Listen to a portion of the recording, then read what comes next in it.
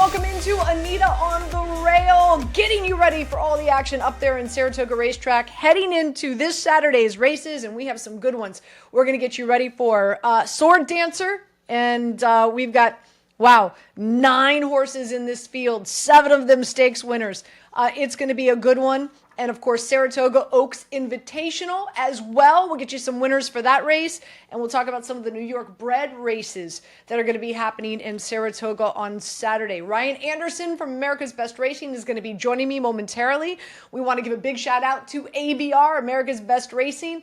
If you want to know anything about horse racing, that's where you need to go. Some of the best information online, ABR, America's Best Racing, to get you ready for, of course, all the action and all the excitement. It's almost the season up there in Saratoga is almost over, which is pretty insane. I was up there last week for the Whitney. It was unbelievable. It was a great time. I want to give a big shout out to Naira Betts, who really rolled out the red carpet for a number of us. It was a great day, a beautiful afternoon. If you're planning on going up to Saratoga, I'll tell you what, it's really special, and it's a really, really good time to go up there and, of course, take in all the horse racing. And on top of that, check out a few of our sponsors. One in particular, we've got Kindred, a stellar wine list, outstanding handcrafted cocktails, wood-fired kitchen. You can enjoy the chef deliver incredible homemade meals. Of course, friendly service, outdoor patio. It is a staple. It's where you want to go if you're up in Saratoga and you're visiting. And also the Henry Street Tap Room. They're right next to each other, right there on Henry Street, 84 and 86 Henry Street, the best beer list in town. Great comfort food, another location with excellent staff, and it's been a staple since 2012. Outdoor patio, great cheese, as well as beers and dollar oysters every Tuesday. So when you're up in Saratoga, you want to go to Kindred as well as Henry Street Tap Room. And also big shout out to New York Thoroughbred Breeders, Inc., the official authorized membership organization of the thoroughbred breeding industry in New York State.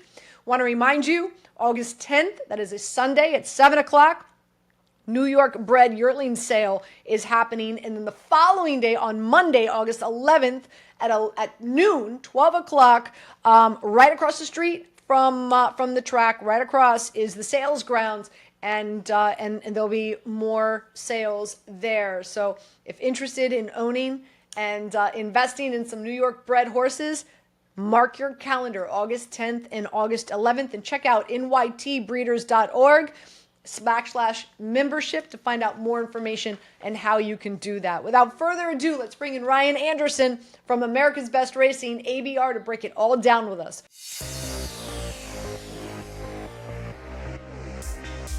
Joining us as always, Ryan Anderson. You can see him all over ABR, America's Best Racing, to break down the big races coming your way at Saratoga Racetrack this Saturday. And the biggest, Ryan, right, is Sword Dancer. Post time is at 5:44 p.m. Win, and you're in qualifier for the Breeders' Cup Turf at Del Mar on November 1st. I'm sure you will be there because you're there pretty much every day.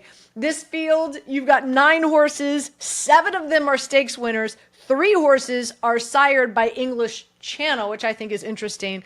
And this is a turf race. So with that being said, let's break a few of the good horses down. And let's start with and I know I'm going to butcher this name, Cordobez. I hope I'm pronouncing that properly, right? Pratt's going to be riding him. First trip to America, won a Group 2 in Newmarket back in July. What can you tell us about the one horse? Yeah, this is one of the few times this summer. Obviously, first, Anita, nice to be back with you. But yeah, the Grade 1 Sword Dancer, when you're in for the Breeders' Cup Turf this fall at Del Mar. We've often seen the Godolphin Blue and Charlie Appleby send quite a few runners our way come Breeders' Cup time. This is one that I really have my eye on. That was a really nice eye-popping Group 2 win in the Prince of Wales Stakes at Newmarket last time out. Winning a turf race by 2 lengths against that quality of company that he kept. That's eye-popping for sure. And for them to bring El Cordobez over here shows me that this is one of those runners Charlie Appleby has his eye on sending to Del Mar in the fall. Hopefully going to get a win here. I like that Flavien Prat is going to be aboard. That is a combination that we've seen quite a few times with Charlie Appleby sending his string over. If he doesn't send William Buick, he uses the local guy, Flavian Pratt, who is obviously very capable of winning. I'm going to take this one to pose a slight upset over your favorites, the number 6 Farbridge, who's posted up at 9-5 on your morning. So you're really digging the 1 horse. Let's talk about the 2, and that's Rebel Red. Irad Ortiz, of course, will be riding Rebel Red. Began his career in Great Britain at Newmarket, but broke his maiden at Churchill Downs back in June of 2024. This very well could be a very lively long shot. What can you tell us about the 2? Yeah, this entire field, I know we're going to go through it. This entire field, top to bottom, is extremely competitive. But the number 2 Rebel Red certainly deserves his props in here. He has a win over the Saratoga course going back to last summer. That was versus Allowance Company, but as Cherie has stretched this horse out over the mile and a half and marathon configurations, Rebel Red has really succeeded. This one, much like the number 1 El Cordobez, is by Frankel, who's a very prolific sire overseas. He stands for a measly $430-something thousand just to get one of those horses. I mean, that is spectacular numbers to say the least. But he has produced time and again. So Rebel Red certainly deserves a shot, and this mile and a half is well within his scope. Let's jump down to the 5 horse, Nation's Pride, now 6 years old and the leading money winner in this field. What can you tell us about the 5? Yeah, William Buick comes over for the second of 2 Charlie Appleby entries here in this race. He's going to be riding Nation's Pride. He's the regular rider over here.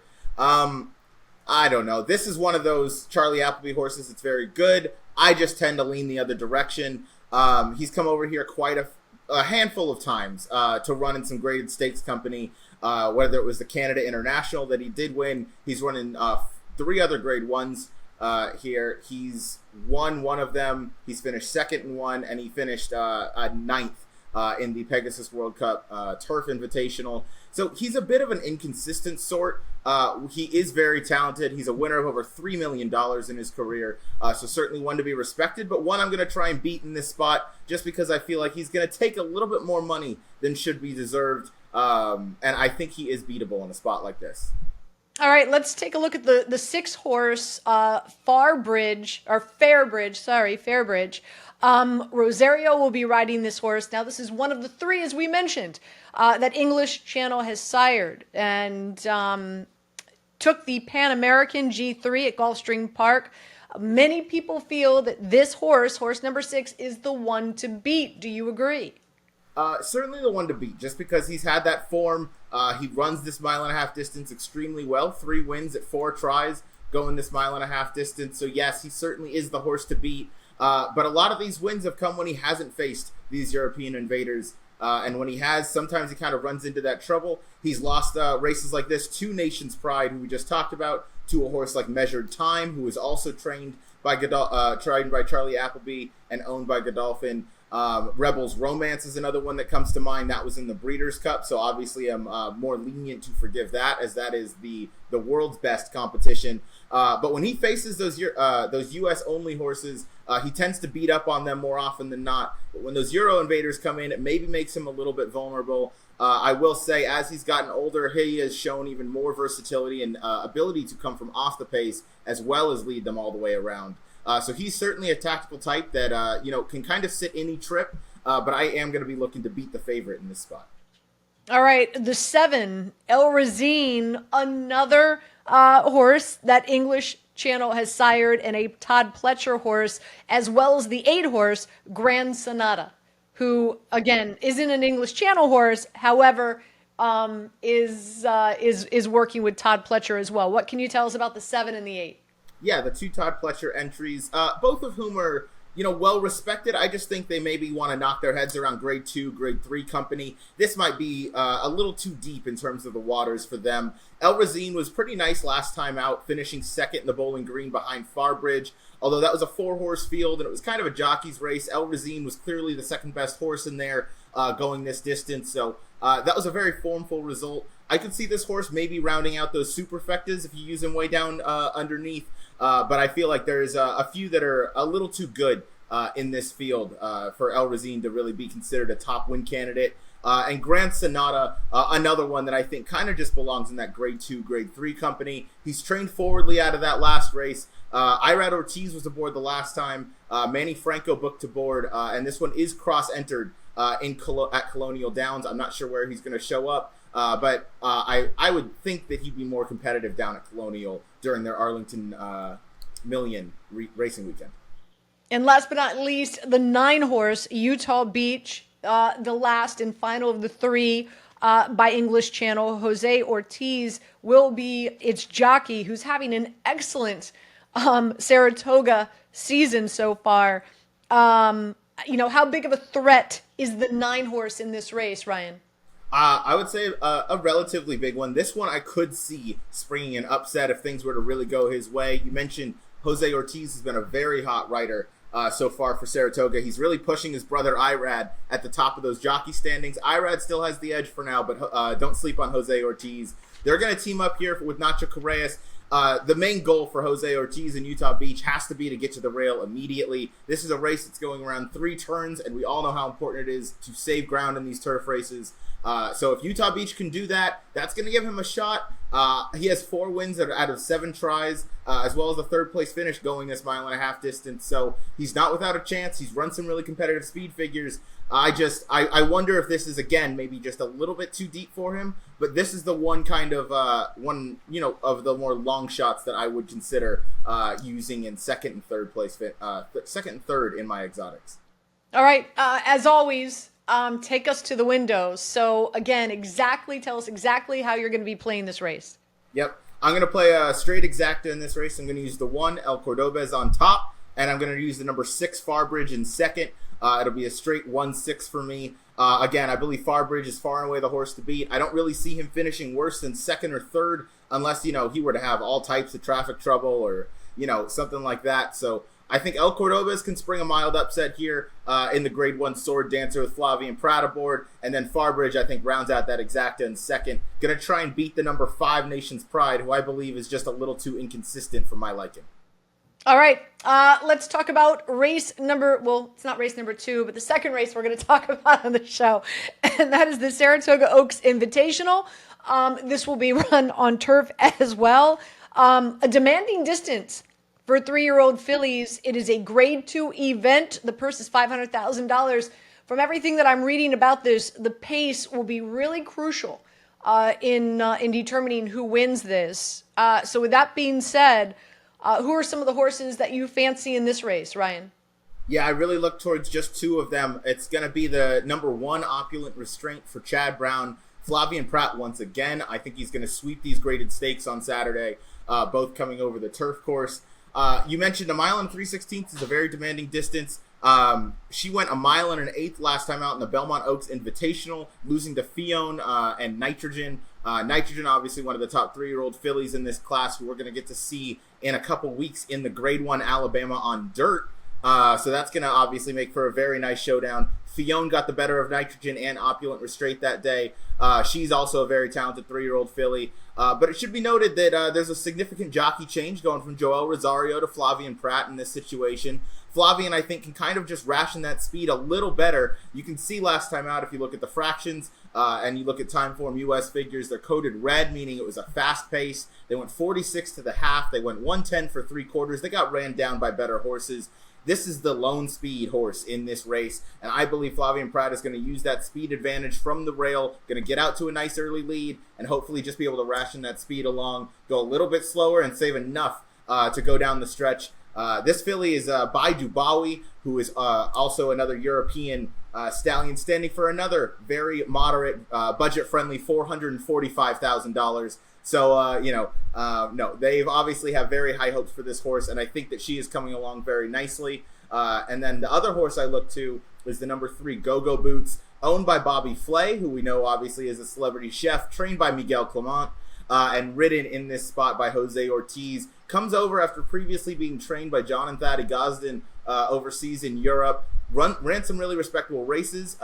Ran a disappointing 9th in the Epsom Oaks, but that was behind Mini Hawk and Whirl and some other really talented horses in that 3-year-old filly division.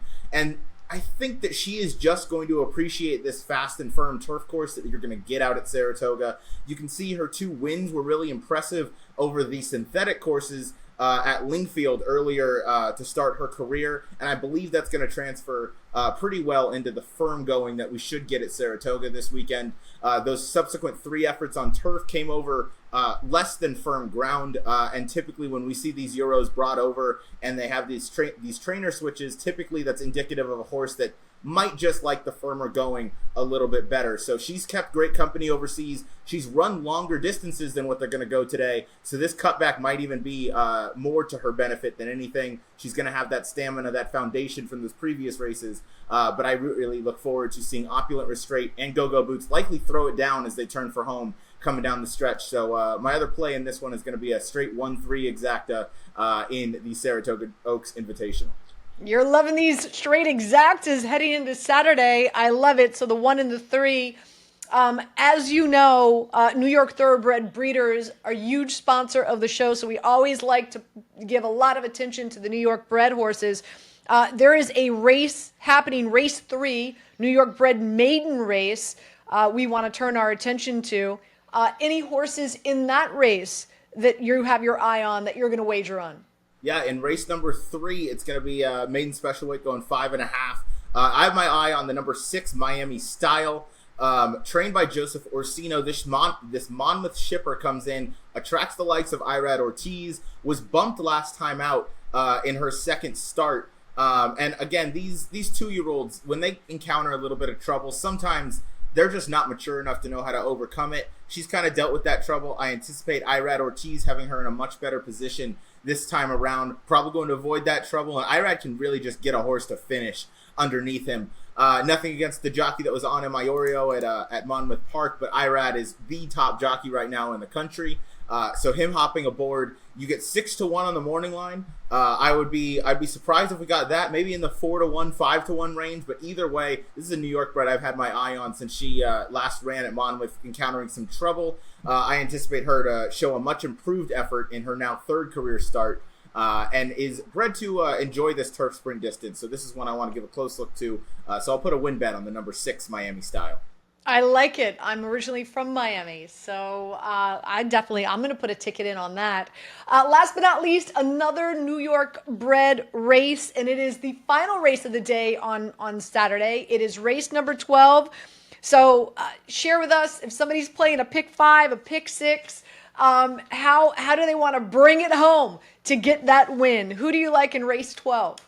Yeah, this is one of those kind of rare instances where I have a very strong opinion in the last race of the day. So I am going to anchor a lot of my pick 5s and my pick 6 tickets in this horse. It's going to be the number 7, Fita Like Coyote, trained by Juan Avila, ridden by Ricardo Santana, who we spoke about Jose Ortiz having a really nice meet. Irad obviously leading the way. Ricardo Santana is kind of having that breakout summer meet, similar to Dylan Davis last year, where he was winning on prices. He had his horses in the right position, time in and time out, regardless of surface and distance. That's Ricardo Santana this year. He has been riding phenomenal. He's riding with a ton of confidence, and you can see it every time he breaks out of the gate. He has his horses in a position to win time in and time out. On top of that, this horse has posted some really consistent figures, a lot of those coming against open company. This race against New York only restricted company. His last time against state-bred company was an allowance race back on May 18th at Belmont at Aqueduct. He finished second by 5 lengths, but that horse that he finished second to, that horse is named Rhetorical. Rhetorical came back to romp up at Saratoga, I believe, during the Belmont meet that they had up here. And his next start is going to be in the Grade 1 Woodbine Mile, trained by William Walden, ridden by Irad Ortiz. That is a very, very special New York bred turf router. That's Rhetorical. Fita Like Coyote has held his own against open company and against state bred. I think he gets that tiny bit of class relief in a field like this. So I'm gonna anchor all my tickets in the number 7 Fita Like Coyote, Juan Avila, Ricardo Santana, 3-1 on the morning line. Like it. So again, race 3, Ryan likes number 6 Miami Style, and then in race 7 he likes race number 12 he likes horse number 7. Reminder, August 10th, that's a Sunday, 7 o'clock start. New York bred yearling sales are happening. And also the following day, Monday, August 11th, it's a 12 p.m. start for sales on the sales ground right across from the racetrack. So any interest, of course, in owning some New York bred horses, August 10th and August 11th, head to nytbreeders.org/membership for more information. Ryan, thank you so much. Great insight. Hopefully we're feeding our listeners and our viewers some winners. Appreciate you, my friend. Good luck on Saturday. Yeah, good luck to everybody. Hope I picked four straight winning bets here. So we'll see. And thanks as always for having me, Anita. Well, so do I, because I'm going to be playing them. I'll see you next week.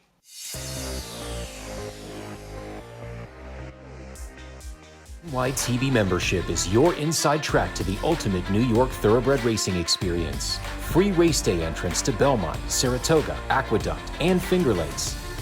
A liaison with NYS Breeding and Development Fund. A voice in Albany working with legislators to help support the New York breeding and racing industries. Along with tons of member benefits, discounts on services and publications, educational programs, and so much more. Join today at nytbreeders.org/membership. All right, I want to take a moment to give a huge shout out to our sponsors, our advertisers for Anita on the Rail. One is Kindred, great flatbread night at Kindred on Wednesdays, unique flatbread they offer with a discount, stellar wine list, outstanding handcrafted cocktails. Their food is amazing. The chef creates every dish from scratch. I'm telling you, this is one of the best places to visit when you're up in Saratoga. New York style ambiance, outside patio, terrific staff, and then right next door, Henry Street Tap Room, best beer list in Saratoga. High-end comfort food, terrific staff. This has been a Saratoga staple since 2012. They as well have an outdoor patio. The weather up in Saratoga has been just magnificent and is expected to be throughout the month of August. They've got a great cheese list, nothing like a little malt and mold together, and dollar oysters every Tuesday. So check out Kindred as well as Henry Street Tap Room and New York Thoroughbred Breeders, Inc., the official authorized membership organization of the thoroughbred breeding industry in New York State. No better time to breed in New York. With the current strength of New York bred programs, including equal purses for New York breds and open company horses on the NYRA circuit, starting with the New York bred 2-year-olds in 2026. For more information, including exclusive membership benefits and discounts for being an NYTB member, please visit nytbreeders.org/memberships. Also, they've got a lot of really great events coming your way. The New York Bred pre-sales barbecue on Thursday, August 7th, and the sale August 10th through 11th, and also the track VIP experience day on Friday, August 8th. For all this and more information in regard to the events that they have coming your way, go to nytbreeders.org/events.